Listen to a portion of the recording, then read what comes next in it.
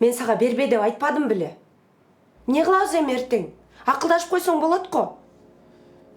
Мен эч нерсени билбейм, чечип кой.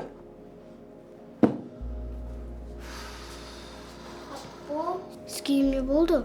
Эч нерсе. Ушу атаңа кайдан турмушка чыга калдым эле.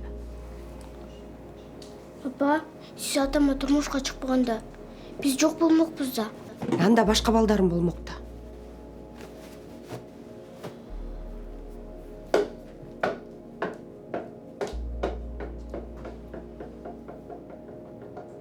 Мен не деп атам?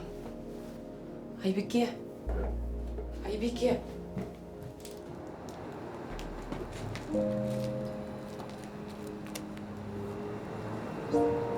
Кызым. Мен туура эмес сүйлөп алдым окшойт. Мен силерсиз жашоомду элестете албайм. Кечирип койчу мени.